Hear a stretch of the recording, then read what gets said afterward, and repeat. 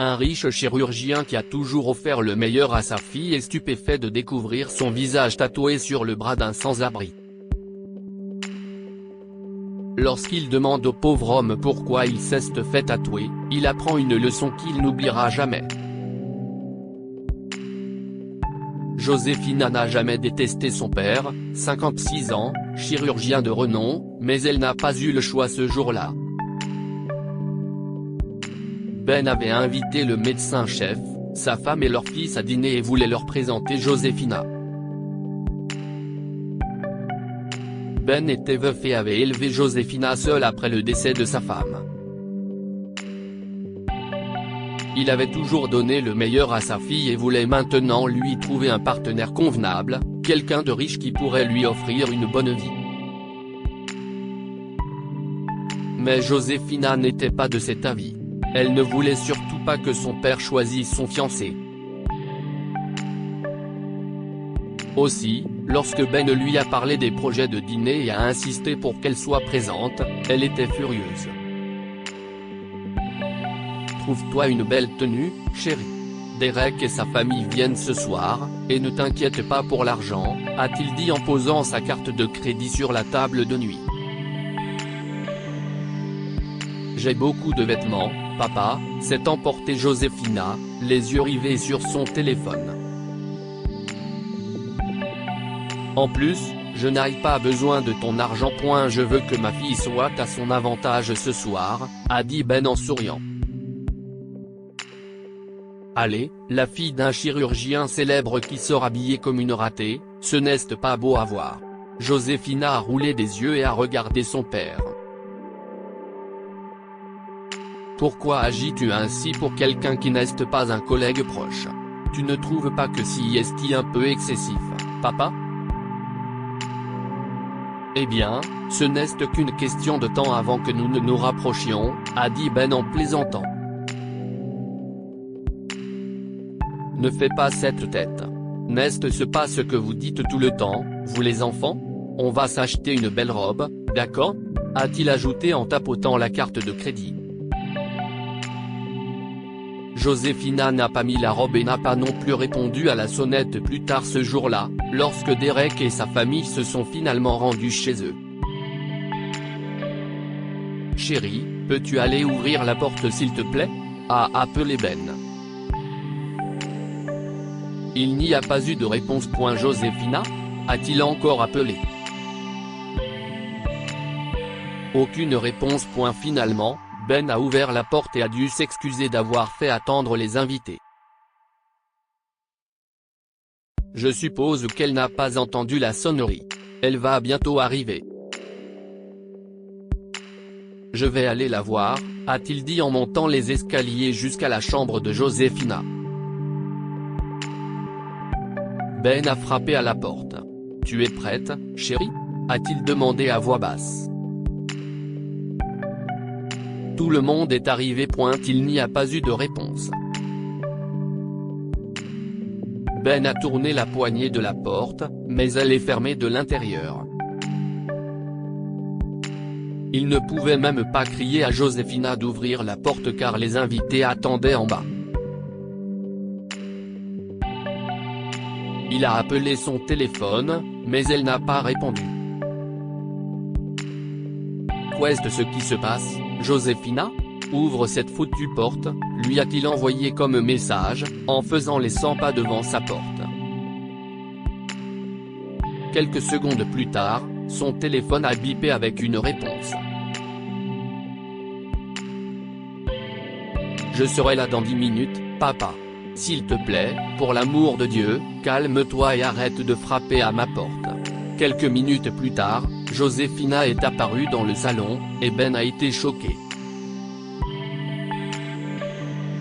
Elle portait un débardeur et une paire de jeans déchirés, quelque chose que l'on ne porterait jamais pour un dîner avec de parfaits inconnus, et Derek et sa famille étaient tout aussi stupéfaits. Excusez-moi, tout le monde. Nous revenons tout de suite, a dit Ben, cachant son embarras en la prenant à part. Qu'est-ce ce qui te prend, Josefina? Pourquoi es-tu habillée comme ça? A-t-il demandé avec colère. Je peux m'habiller comme je veux, papa, a-t-elle rétorqué. Arrête de contrôler ma vie. Je sais pourquoi tu as invité ton soi-disant ami. Ne t'inquiète pas, je ne vais pas gâcher ton dîner. Mais je ne vais pas faire comme si tout allait bien. Je déteste ce que tu fais. Tout au long du dîner, Ben a insisté sur le fait que Derek et Josefina étaient un couple fantastique et parfait. Mais Josefina était fatiguée de cette conversation gênante et de faire semblant d'être normale, alors elle s'est brusquement levée et est partie alors que le dîner était sur le point de se terminer, en disant qu'elle avait quelque chose à faire. Ben ne s'était jamais senti aussi humilié. Il n'arrivait pas à croire que sa fille soit partie sans même dire au revoir aux invités. Ben ne s'est couché que lorsque Josefina est rentrée à la maison. Pour l'amour du ciel, où étais-tu, Josefina? Il est plus de minuit, s'est-il renfrogné en la voyant entrer. Ne t'énerve pas trop, papa, s'est-elle emportée. J'étais au refuge d'Ouakoud. J'avais un événement à organiser ce soir. Et j'ai quand même trouvé du temps pour ton stupide dîner. Tu étais à... Quoi? Ce refuge pour sans-abri? Encore une fois? Papa, arrête, s'est-elle écriée. Je ne suis pas une enfant. J'ai 24 ans et je n'ai pas besoin de ta permission pour sortir avec quelqu'un. L'huile et l'eau ne se mélangent pas, chérie. J'ai invité la famille de Derek parce que je veux que tu te maries avec quelqu'un qui te rendra heureuse et qui ne voudra pas que tu paies pour tout. Dis-moi que tu ne sors pas avec un clochard. Waouh. Josefina a soupiré. Papa, tu sais quoi? Ça ne me dérange pas de devoir payer pour tout. Alors, arrêtons cette conversation tout de suite. Sérieusement, il y a quelque chose qui ne va pas chez toi, a-t-elle sifflé en disparaissant dans sa chambre. À partir de ce moment-là, les choses ne faisaient qu'empirer pour Ben et Josefina. Le lendemain soir, Ben attendait le retour de Josefina et a fait les 100 pas devant la fenêtre du salon, qui donnait sur la rue principale. Si est de là qu'il observait Josefina rentrer chez elle tous les soirs. Ce jour-là, cependant, elle n'est rentrée qu'à 2 heures du matin. Dès qu'elle est entrée, Ben s'est interrogé sur les raisons de son retard et Josefina a perdu son sang-froid.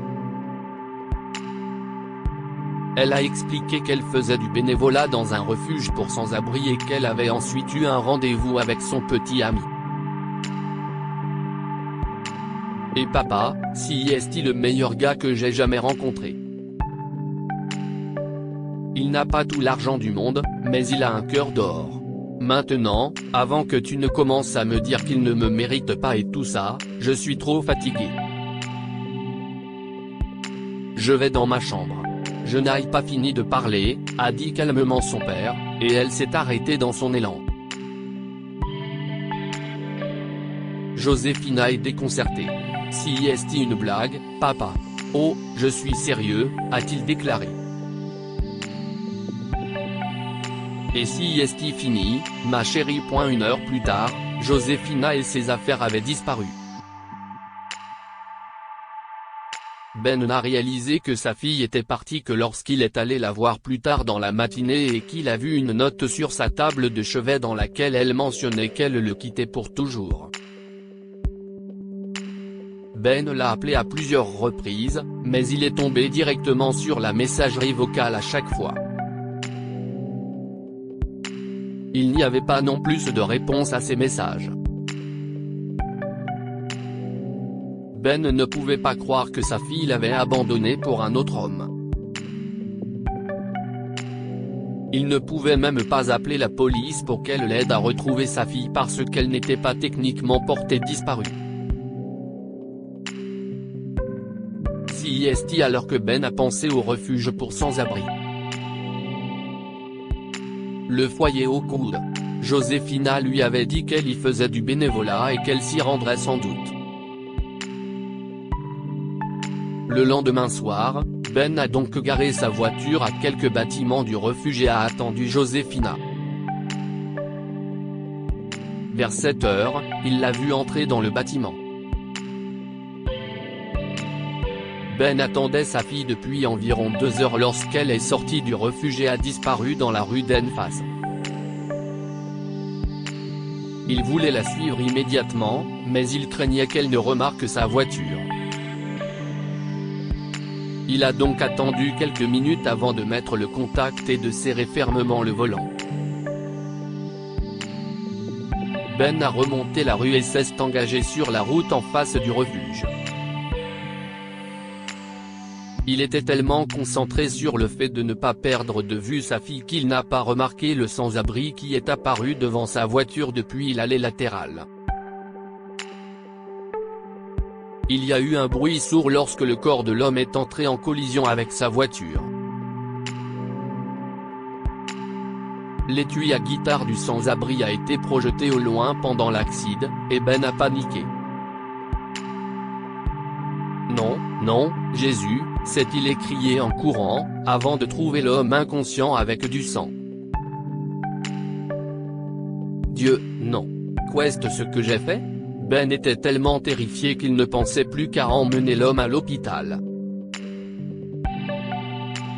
Il a porté l'homme jusqu'à sa voiture et a conduit aussi vite qu'il le pouvait.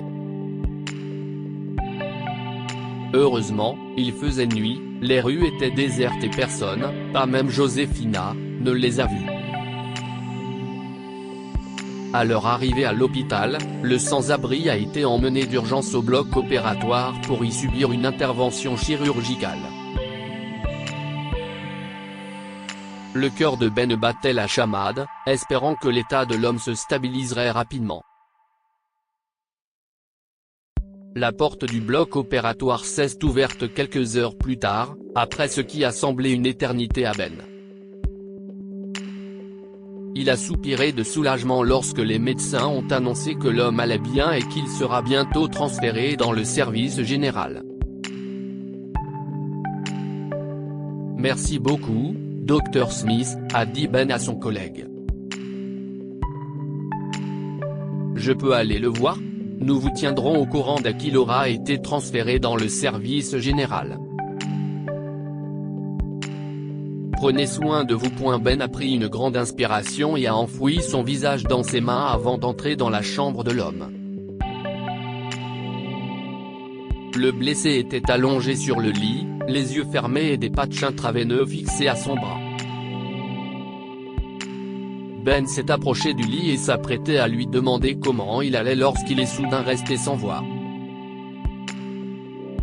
Avant même de se rendre compte, il tenait le bras de l'homme, sur lequel étaient fixés des cathéters intraveineux, et regardait son tatouage.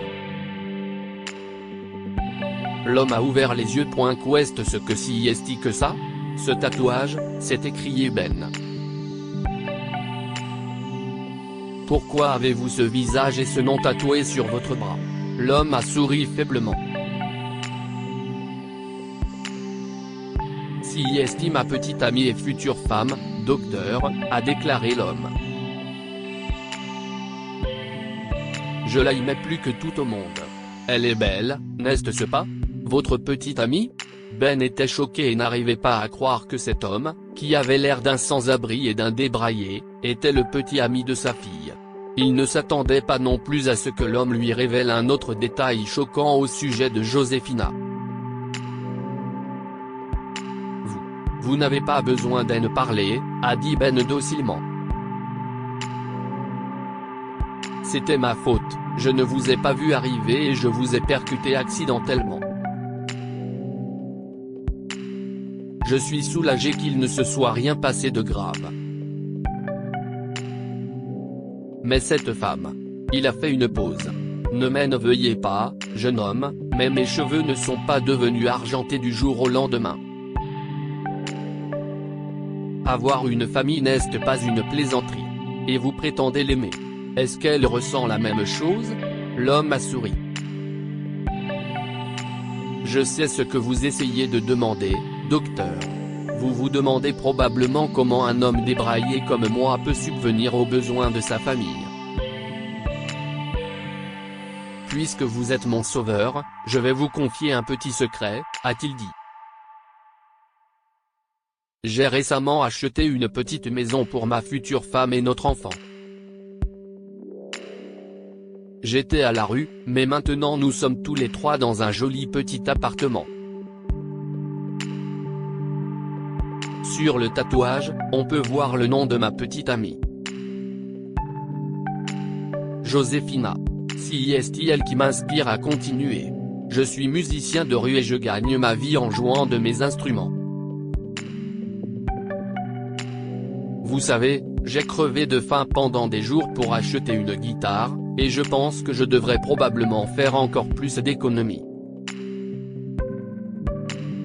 J'ai joué dans le métro, dans les rues, et un peu partout où l'on peut penser. C'est comme ça que j'ai pu me payer la maison. Je ne me plains pas, mais c'était un travail difficile. Cela ne me dérangeait pas, car rien ne compte plus pour moi que ma famille. J'avais même l'intention de reprendre un travail de maçon ou autre, mais vous savez, tout le monde n'apprécie pas un homme pauvre. J'apprécie. Mais oui, honnêtement, c'est moi qui ai de la chance, a dit Connor. Joséphina a vécu beaucoup de choses. Elle voulait devenir musicienne, mais elle ne peut pas parce que son père ne la soutient pas. Et elle a perdu sa mère quand elle était jeune. Elle a du mal à jongler entre ses études et sa passion. Tout ce que je veux, c'est être là pour elle et la rendre heureuse. Je dirais que point avant que Connor ne termine, son téléphone s'est mis à sonner. Joséphina l'appelait. Désolé, je dois répondre. C'est ma petite amie, a-t-il dit. Ben a quitté la chambre de Connor et s'est installé sur l'une des chaises d'AT&T dans le couloir.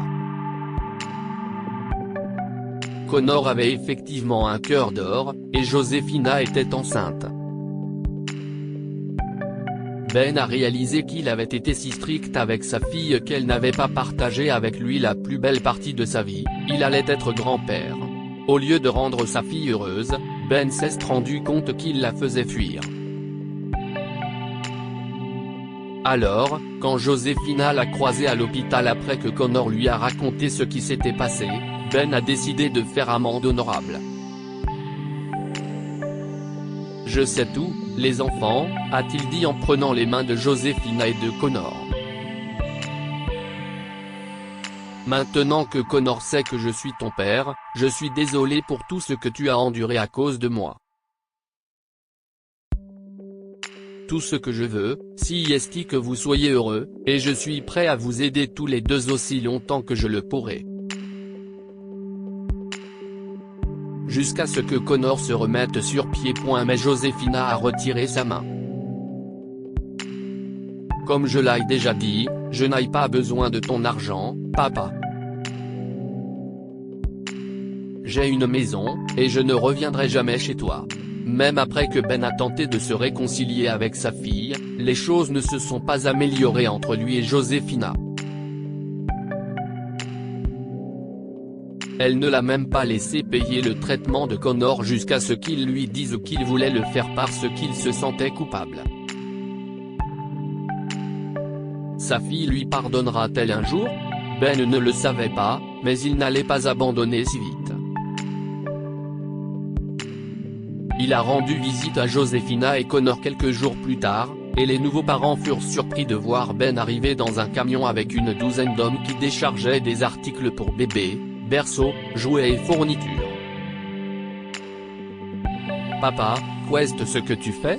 a demandé Joséphina, irritée, en s'approchant de lui. Je ne point. Joséphina n'a pas pu terminer. Ben l'a serré contre lui alors que ses larmes coulaient sur son visage. « S'il te plaît, a-t-il dit. Je n'ai pas une douzaine de filles.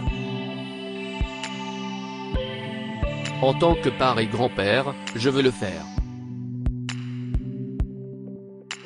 Je sais que Connor te rendra toujours heureuse, chérie, mais je ne veux pas manquer à mon devoir de père. Papa, mais je suis désolé, chérie. Je t'en prie. Pardonne à ton père. Le temps a passé et les choses ont changé. Connor a postulé et a été embauché comme professeur de musique dans une école. Josefina et lui ont décidé de maintenir leur amour de la musique en se produisant comme musicien dans un café du quartier le soir. Ben a changé plus que Josefina ne l'aurait jamais imaginé, et il s'est excusé de ne pas l'avoir écouté et de l'avoir forcé à suivre ses traces. Étonnamment, Josefina n'a pas renoncé à son diplôme de médecine et a plutôt ouvert des cliniques pour aider les sans-abri afin qu'il ait accès à des traitements peu coûteux et appropriés. Quelques mois plus tard, elle a donné naissance à une magnifique petite fille que Connor et elle ont appelée Lily. Lorsque Ben est allé féliciter sa fille et son futur gendre, le jeune couple a été choqué. « Papa, que vas-tu faire ?» s'est écrié Josefina. Le bras de Ben portait un tatouage représentant une petite lys. Le père autrefois conservateur s'était transformé en un grand-père dévoué et aimant. Que pouvons-nous apprendre de cette histoire ? Lorsque vous regardez au-delà de l'apparence extérieure d'une personne, vous apprenez à l'apprécier pour son cœur. Ben a jugé Connor et était persuadé qu'il ne parviendrait jamais à rendre Josefina heureuse. Mais il s'est rendu compte qu'il avait tort après avoir appris à connaître le jeune homme. En tant que parents, nous voulons ce qu'il y a de mieux pour nos enfants, mais nous devons aussi tenir compte de leurs désirs et de leurs souhaits. En fin de compte, Ben se rend compte que le bonheur de sa fille est tout ce qui compte pour lui, et il décide de changer lui-même. Partagez cette histoire avec vos amis. Elle pourrait égayer leur journée et les inspirer. Lire aussi, un homme riche tombe amoureux d'une sans-abri qu'il voit dans la rue et se précipite pour la retrouver. Abonnez-vous à Mon Mama sur Google News.